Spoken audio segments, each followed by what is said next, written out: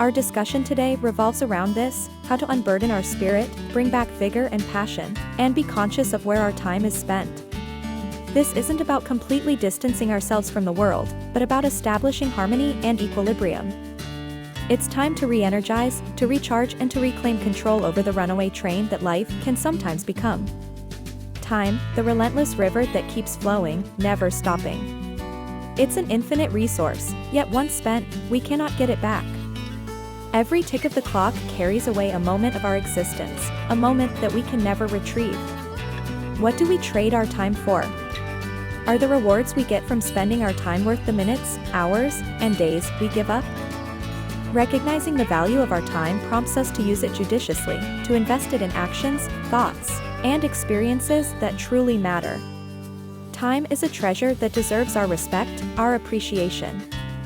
Let's learn how to utilize it in a way that enriches our lives and nourishes our souls. Conducting a time audit might seem like a chore, but believe me, it's an enlightening exercise. It involves being observant, keeping a log of how you spend each day. A week is a good span to observe. This reveals your time thieves, those activities that consume significant chunks of your day without offering substantial return. The idea isn't to cast judgment on ourselves, but to gain awareness. We can only redirect our ship once we realize that it's off course. A time audit is a mirror, reflecting our reality, a starting point for reclaiming our time and crafting a life that's aligned with our deepest aspirations and values. Now that we've got a snapshot of our time expenditure, it's time to sift, to categorize, to prioritize. The notion of busyness is deceptive. Being occupied doesn't necessarily imply being productive or content. Sometimes, doing less allows us to achieve more. It's time to reevaluate our activities, commitments, and distractions. Do they align with our core values? Do they contribute to our long-term goals? Do they enhance our well-being? Remember, your priorities shape your life. It's not selfish to put yourself and your well-being first. An empty lantern provides no light. Saying no can be incredibly empowering.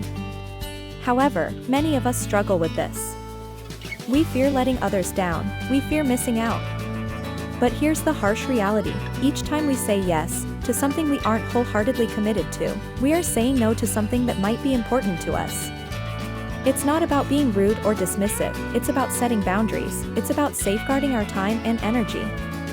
No is a complete sentence, it requires no justification or explanation. Saying no when you need to is a testament of self-respect. In the whirlwind of social engagements, connectivity, and peer pressure, solitude is a rare gem. It's not about isolating ourselves, it's about finding comfort and peace in our own company. The magic of solitude is often discovered in the unlikeliest of places: a quiet corner of the house, a solitary walk in the park, a moment of silent reflection. Solitude is an opportunity to reconnect with our deepest self, away from the masks we wear and the roles we play. It's a dance with the self, an embrace of authenticity. It's time to explore the magic of solitude, to appreciate the beauty of our own company. Being here and now is an art that can enhance our experience of life manifold. Mindful living is about being present, soaking in every moment completely. When we live mindfully, we liberate ourselves from the chains of the past and the anxieties of the future. We start living from a place of peace and acceptance. Mindfulness might sound daunting, but it's pretty simple. It begins with focusing on our breath, savoring our meals, immersing ourselves in the task at hand. When we live mindfully, we live fully. Life, after all, unfolds in the present moment.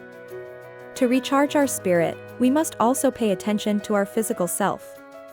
Our body, our physical vessel, needs nourishment, care, and attention. You are what you eat. This isn't just a saying, it's a fact. Our diet fuels our body and influences our mood, energy levels, and overall health. So, let's relook our diet. Are we providing our body the nutrients it needs? Or are we mindlessly feeding it junk? Let's pledge to nourish our body, not just feed it. Exercise, sleep, hydration, let's not forget these pillars of physical health. A healthy body paves the way for a vibrant spirit. Body and spirit, they're two sides of the same coin. Just as our body needs nourishment, so does our spirit. So, what nourishes your spirit? Is it music, art, nature, laughter, meditation, prayer, or perhaps something else?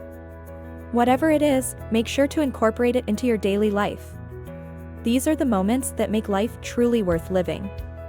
When your spirit is nurtured, you radiate energy and joy, and life becomes a beautiful dance rather than a chore. Routines often carry a negative connotation, symbolizing monotony and rigidity. But look closer, and you'll see that routines are powerful tools for reclaiming our time. Consistency breeds results. When we have set routines, we eradicate the need for constant decision-making, thus freeing up our mental resources. Morning routines, evening routines, work routines, weekend routines, these aren't chains, they're our anchors, offering us stability amidst the chaos of life. Routines aren't about living on autopilot, they're about living intentionally. They help us carve out time for what truly matters. Reclaiming our time isn't a one-time task, it's an ongoing process.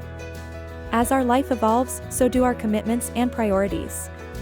It's crucial to periodically revisit our routines, commitments, and habits. Are they still serving us? Are they helping us grow?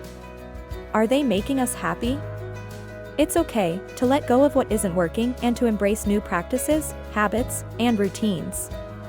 Life is dynamic, and so should our approach be. Let's not shy away from making adjustments. They're signs of growth, signs of a life lived consciously and intentionally. And there you have it, my friends. That's our exploration for today. Life is too short to be spent in a constant state of busyness and exhaustion. By reclaiming our time, we can live more intentional, fulfilling, and joyful lives. It's not about adding more to our already full plates, but about removing what is not serving us and making room for what truly matters. So, as you move forward, may you find the courage to say no, the wisdom to prioritize what matters, and the joy in nurturing your spirit. Until next time, stay magical.